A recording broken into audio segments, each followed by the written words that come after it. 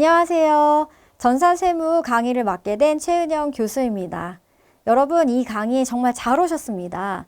그래서 전산세무, 여러분이 이 수업을 듣게 되면 어떤 유익한 점이 있는지 한번 살펴볼까요?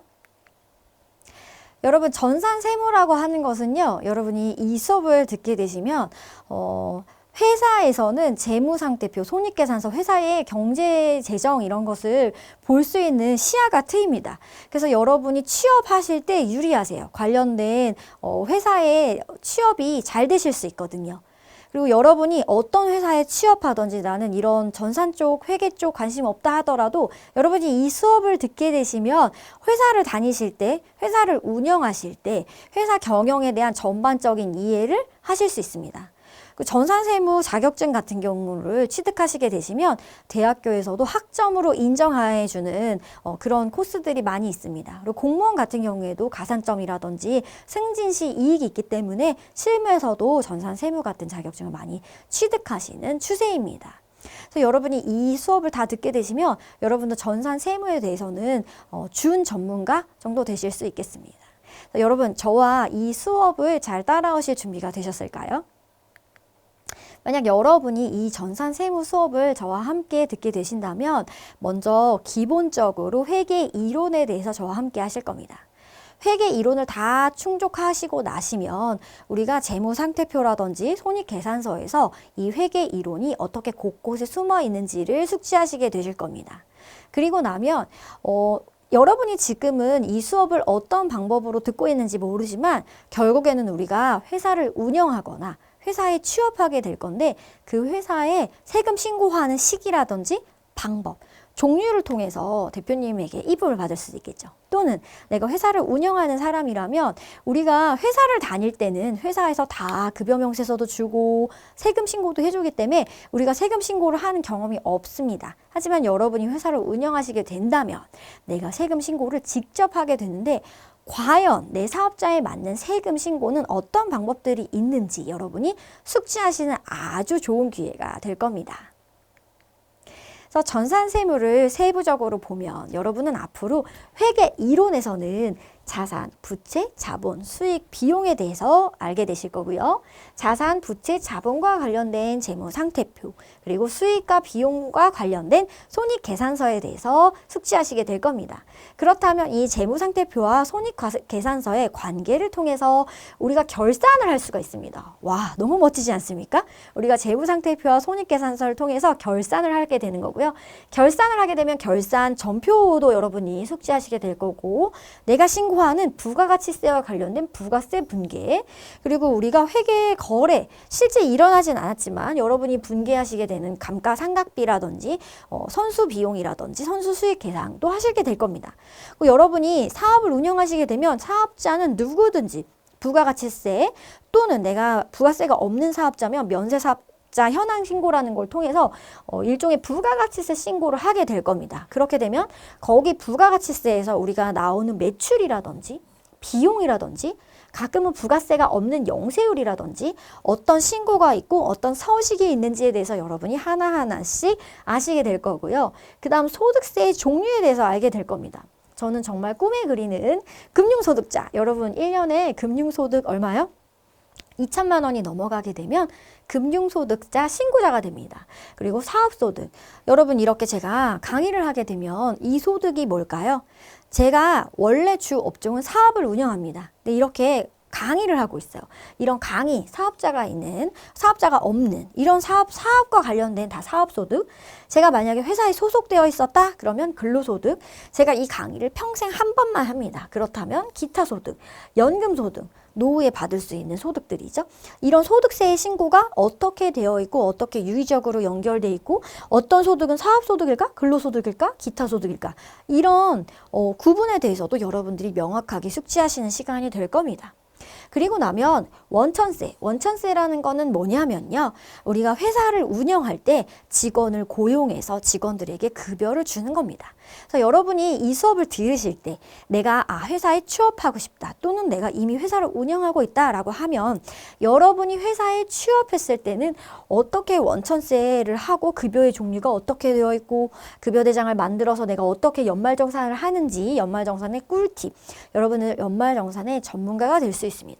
또는 여러분이 회사를 운영한다면 내가 급여 신고를 할 때 이런 비용들이 이렇게 많이 나가는구나를 숙지하시는 시간들이 될 것입니다. 여러분 전산 세무 수업 저와 함께 하시고요. 믿고 따라와 주신다면 이 수업 시간 끝에 여러분이 전문가가 되실 수 있을 겁니다. 이 수업을 듣게 되면요. 이 수업은 이렇게 진행됩니다. 먼저 이론 수업을 진행합니다. 그래서 제가 부가세는 뭐고 원천세는 뭐고 연말정산은 뭐다 라는 이론 수업이 진행됩니다. 이렇게 되면 여러분이 이 수업을 적용해서 실무 수업하고 연결됩니다. 그래서 이 수업은 여러분 지루하지 않습니다. 이론 하나 배우고 실무 문제 하나 풀고 이론 하나 배우고 실무 문제 풀기 때문에 여러분이 너무 이론만 배워서 따분해요. 실무가 나와서 뭐가 뭔지 맥락이 안 잡혀요. 라는 단점들을 다 보완해서 여러분께 재밌고 흥미있는 수업 시간으로 함께 진행하게 될 겁니다. 그렇다면 우리가 개요 시간이지만 전체적으로 여러분이 앞으로 배우시게 될 재무, 회계, 이론을 조금 맛배기로 한번 저와 함께 해보도록 하겠습니다.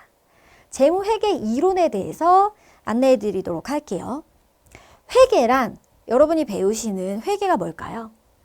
특정의 경제적 실체에 관해서 이해관계를 가진 사람들에게 합리적인 경제적 의사결정을 하는데 유용한 재무적 정보를 제공하기 위한 일련의 과정입니다. 회계 실체에 있어서 실제로 존재하거나 발생한 현상을 화폐적으로 측정 가능해야겠죠? 그래서 식별하고 측정하고 전달하는 이런 과정이 있습니다. 식별한다는 것은 회계가 나타내 주어야 하는 현상을 관찰해서 이게 식별 가능한가? 이거를 재무상태표나 손익계산서에 넣어야겠다. 내가 우리 회사의 재무제표에 넣어야겠다. 측정하는 것은 그럼 내가 인지하고 이걸 측정해야 되는데 도대체 얼마지? 측정하는 겁니다. 그 전달하는 것은 우리가 이런 측정한 것을 하나의 표에 나타내서 사람들에게 공개해야겠다라는 여러분이 식별, 측정, 전달하는 기능이 있습니다. 재무회계 이론을 보면요. 기업은 거래처에도 연관이 있고 직원들도 회사가 궁금합니다. 네, 저희 가족들은 이제 회사를 다니는데 항상 궁금해요. 우리 회사가 망할까? 안 망할까? 그래서 회사의 재무제표를 보기도 하고 이익이 얼마 남았네? 배당을 어떻게 하는구나? 궁금합니다. 은행은 왜 궁금할까요? 은행은 대출을 해줘야 합니다. 이 회사가 얼마나 믿을 만한 회사인지, 부채는 어떻게 되는지, 우리가 돈을 빌려줬을 때 돈을 다시 받을 수는 있는지 이런 부분들이 궁금하고요. 소비자는 뭐가 궁금할까요? 소비자는 예를 들어서 내가 어느 회사 제품에 라면을 사서 먹을 때 이 회사가 탄탄한지, 이 회사가 기부는 많이 하는지, 직원들의 복지는 좋은지 볼 수 있겠죠. 국세청은요. 이 회사가 세금 신고는 제대로 하고 있는지, 탈세를 하지는 않는지 이런 것에 대해서 궁금합니다. 투자자는요. 우리가 나중에 재무상태표에서 자산, 부채, 자본을 배우게 될 건데 내가 주식 발행 할인 해가지고 초과해가지고 여기에 자본금이 몇만 원짜리 회사인데 더 투자할 건지 아니면 우리가 삼성이나 현대나 대기업들에 우리가 주식을 하잖아요. 그럴 때 우리가 제일 먼저 하는 게 뭐죠? 재무상태표를 열어보는 겁니다. 그래서 이 회사에 투자할 만한지. 주주들은요. 이 회사가 이익잉여금이 많이 나는지 그래서 우리가 배당을 받을까? 아니면 배당을 받지 말고 한 번 더 투자를 할까? 고민할 수 있겠죠. 임원진은요. CFO가 아닌 이상 영업 전문 임원이라든지 대표라든지 각자의 영역들이 있겠죠. 그러면 우리 회사가 탄탄한지 앞으로 어디에 투자할 건지 성장할 건지를 다 특정해 볼 수 있습니다. 여러분 재무회계 이론 숙지만 하고 잘 측정하고 전달하면 굉장히 많은 영역에서 굉장히 많은 사람들에게 이롭고 도움을 주는 재무제표. 네, 다음을 또 한번 배워보도록 하시죠. 재무회계와 관리회계에 대한 비교를 한번 알아보도록 하겠습니다. 재무회계와 관리회계의 비교에서 정보 이용자는 외부 정보 이용자와 관리회계에서는 내부 정보 이용자로 나눌 수 있습니다. 그래서 여러분들이 왜 우리가 주식을 산다, 이 회사의 재무제표를 보고 싶다라고 하면 외부 정보 이용자가 될 거예요. 외부 정보 이용자는 외부 이용자의 경제적 의사결정에 유용한 정보를 제공합니다. 뭘로 제공하냐면요. 앞으로 우리가 배울 재무제표, 재무상태표, 손익계산서, 미처분이익여금, 그 다음에 뭐 원가회계라든지 제조원가 명세서라든지 재무제표를 가지고 대화를 할 겁니다. 우리 회계라는 거는요. 과거에 이미 일어난 일입니다. 그걸 화폐적 정보로 공유를 할 거고요. 보고 주기는 정기적입니다. 1년마다 보고를 할 수도 있고, 뭐 6개월마다 보고를 할 수도 있고, 뭐 분기마다 보고를 할 수도 있게 되겠죠. 관리회계라는 건요, 내부 정보 이용자입니다. 그래서 이거는 특수 목적의 보고서고, 미래지향적이고 비정기적인 보고가 되겠습니다. 네. 재무제표라는 거는요, 일정 시점의 경영 상태를 나타내는 재무상태표가 있고요. 일정 기간의 기업의 경영 성과를 나타내는 손익계산서가 있습니다. 원가 명세서, 제조원가 명세서, 공사원가 명세서가 다 포함됩니다. 일정 기간의 현금의 유출입을 가정으로 한 현금 흐름표가 있습니다. 현금 흐름표 같은 경우는 이런 거죠. 우리가 뉴스에서 이런 기사 보셨나요? 흑자 도산이다. 그래서 흑자인데 도산했다. 이런 얘기 들은 적 있어요. 그래서 회사의 이익은 굉장히 나는데 현금이 없어서, 내가 줄 돈이 없어서 막 부채가 막혀서 흑자도산했다. 그래서 우리가 현금 흐름표도 매우 기업에서 유용한 지표가 되겠습니다. 이 이익잉여금의 처분계산서는요. 이 손익계산서에 나온 이익잉여금들이 어떻게 처분되는지, 배당은 했는지, 우리가 뭐 자본금은 얼마인지 이런 것을 나타내주는 표가 되겠습니다. 우리가 재무제표 작성과 표시에 대한 일반적인 원칙은 재무제표의 작성 책임은 경영자에게 있습니다. 그리고 우리는 이 회사를 계속 기업이다라고 가정합니다. 그래서 경영자는 재무제표 작성 시 기업의 존속 가능성을 평가하고 계속 기업을 전제로 재무제표를 작성하여야 합니다. 중요성은요, 우리가 중요성과 정식성을 항상 충돌하는데 중요한 항목은 재무제표의 본론이나 주석에 나타나게 하며 중요하지 않으면 통합하여 나타냅니다. 우리가 왜 계정과목을 다 통합해서 나타나듯이 공시는 기간별 비교 가능성을 높이기 위해서 전기와 비교하면서 작성합니다. 재무상태표를 한번 보겠습니다. 재무상태표라는 거는 특정한 시점, 보통 우리가 1월 1일, 뭐 12월 31일 이런 식으로 1년 단위로 자산, 부채, 자본을 보여주는 보고서입니다. 그래서 우리가 자산이라는 거는 부채와 자본을 더한 거죠. 그래서 우리가 순자산설에서 자산에서 부채를 뺀 걸 자본이라고 나타내기도 합니다. 저는 재무상태표를 보여줄 때 아주 심플하게 보여드립니다. 저는 건물주가 꿈이기 때문에 80억짜리 건물을 살 거예요. 그리고 대출을 20억 정도 받을 겁니다.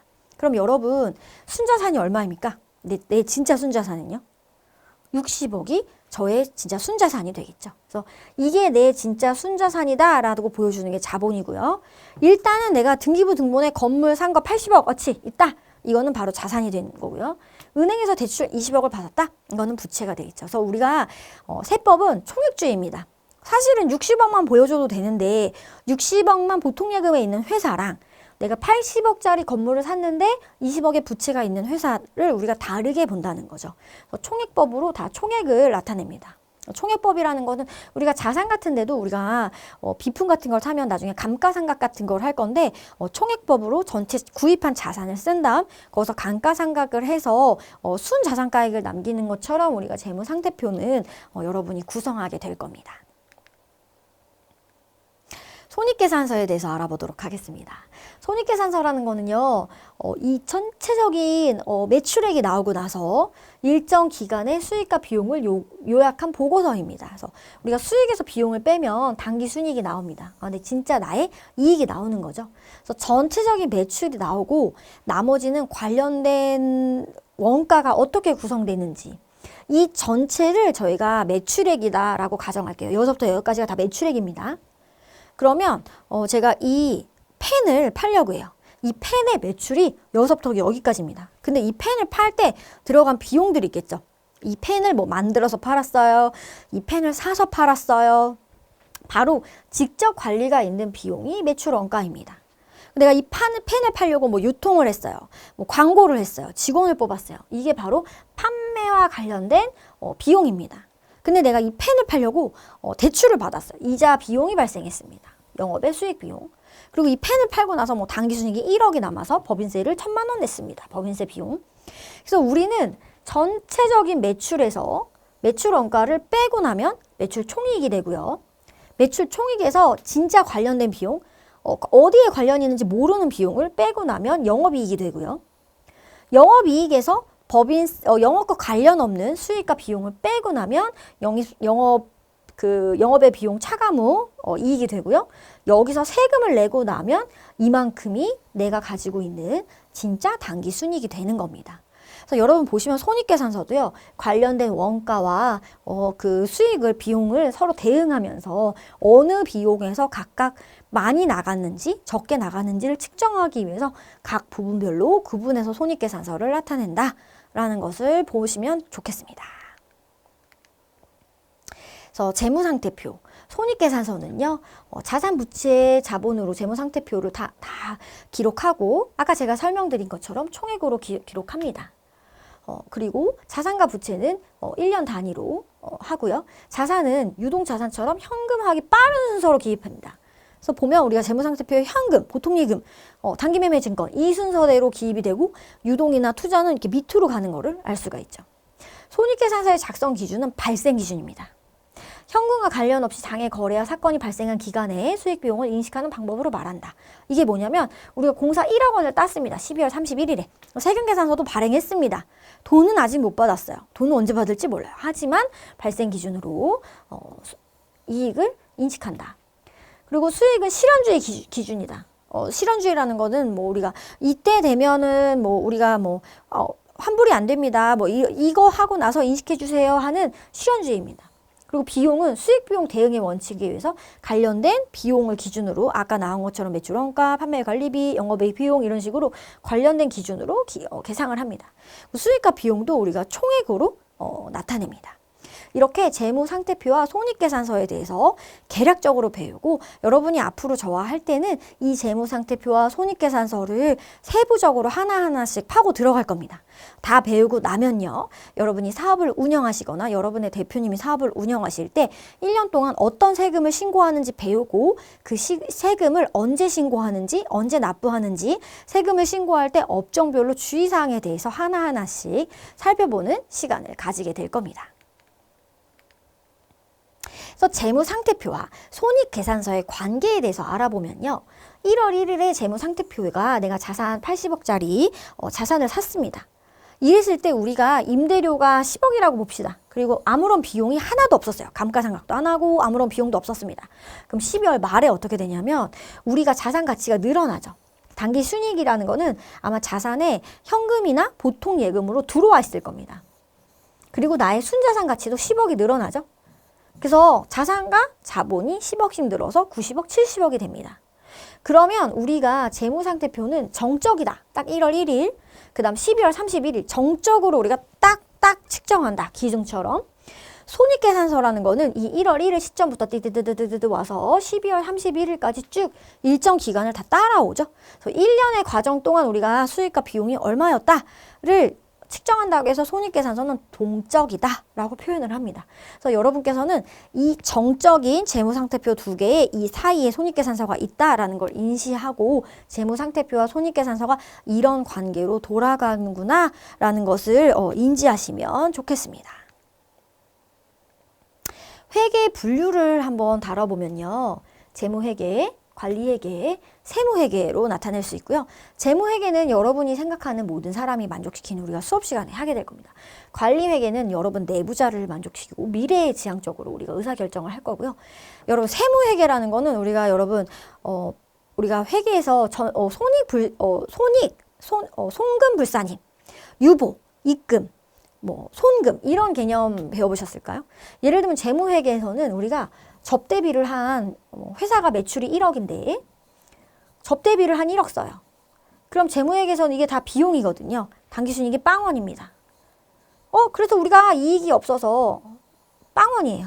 이익이 없어서 낼 세금이 없어요 라고 하면 세무회계는요, 여기서 이 접대비 1억을 부인합니다. 예를 들어서 뭐 접대비 한도가 예를 들어서 2천만 원이라고 가정할게요. 그러면 8천만 원은 우리가 인정하지 않겠다. 그래서 얘는 세무회계로 1억의 매출에 비용은 2천만 원이다 라고 가정해서 당기순이익이 8천만 원이 됩니다. 법인세 10% 800만 원 세금 내세요. 바로 국세청의 눈높이에 세법에 근거해서 우리가 세무회계를 하게 될 겁니다. 그래서 우리가 회계의 분류와 이해관계자는 이렇게 많이 있고요. 우리가 파트에서 경영관리에서는 재무제표를 하고, 재무관리에서는 현금 흐름을 관리하고, 인사관리에서는 직원들 인건비를 보고, 연구개발에서는 우리가 투자하고 연구보고서를 쓰고, 생산관리에서는 내가 어떤 제품에 뭐 이 펜도 종류가 빨간색이고 파란색이 있으면 누가 잘 팔리는지, 어떤 게 있는지, 그리고 마케팅 팀에서는 뭐 광고비를 썼는데 어느 상품이 매출이 올라갔는지, 각각의 팀에서는 이 회계의 정보를 다 사용합니다. 굉장히 관심이 있습니다. 그래서 여러분께서도 뭐 회사에 취업하게 되시면 어떤 파트에 가서 근무를 하게 되실지, 또는 여러분이 이 회사의 대표가 될 수도 있죠.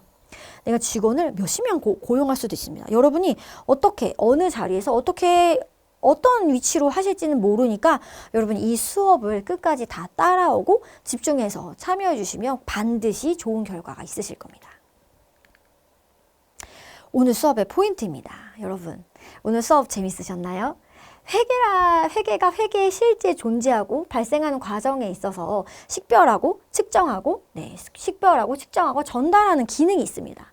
재무상태표라는 건요, 특정 시점에 자산, 부채, 자본을 보여주는 보고서이죠. 특정 시점, 1월 1일, 12월 31일 이렇게요.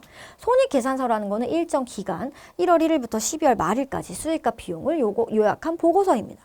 재무회계는 모든 사람들을 만족시키는 일반적으로 인정된 회계 원칙이라고 볼 수 있겠습니다. 여러분, 오늘 수업 유익하셨나요? 유익하셨다면 다음 수업 시간에서도 같이 참여해 주시면 제가 재미있고 유익한 수업으로 진행을 하도록 하겠습니다. 오늘 수업은 여기까지 1강 강의를 마치도록 하겠습니다. 여러분 수고 많으셨습니다. 감사합니다.